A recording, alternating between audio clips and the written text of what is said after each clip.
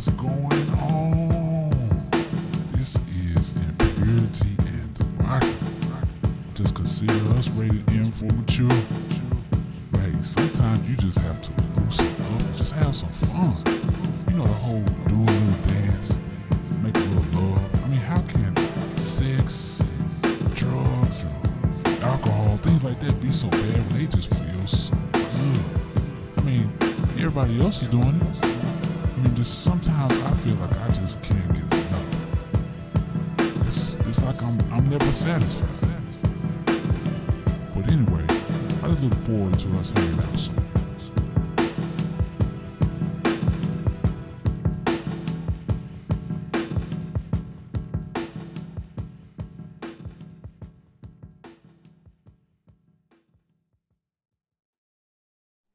Welcome everybody to Freeway Path.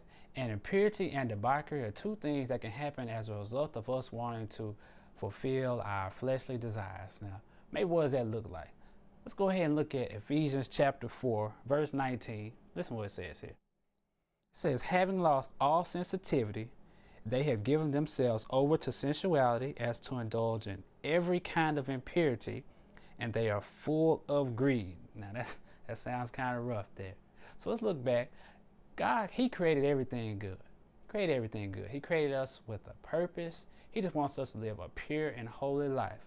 Because He don't want us to be led by our flesh, because He knows that can actually lead us to destruction. Now, let's just say, for example, sex. God created sex to be between a man and a woman in marriage.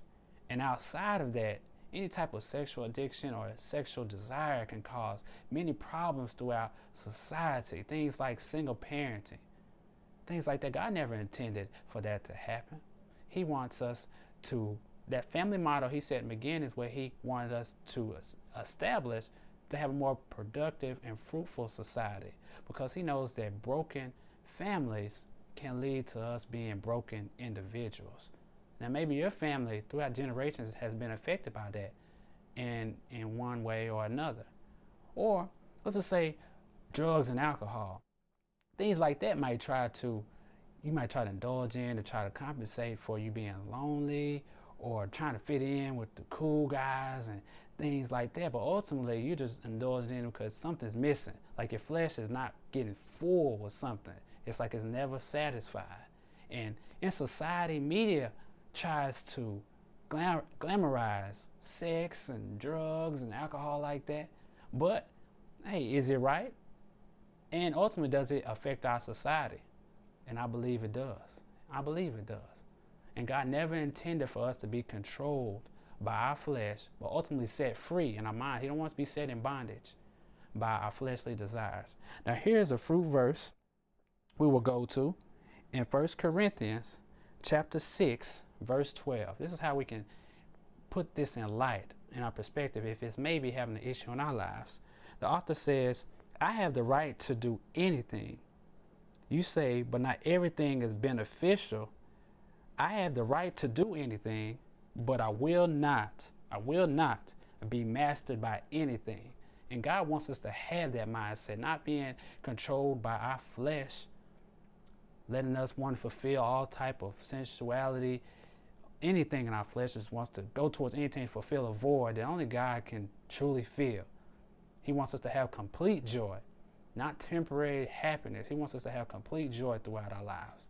So take that fruit verse and say, God, how can I overcome these things? I mean, certain things just make me feel good. And I mean, I believe in you, but sometimes I got to unwind and indulge in some of these things.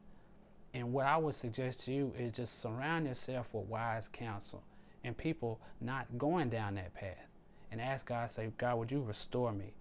David said, God, bless me with a pure heart.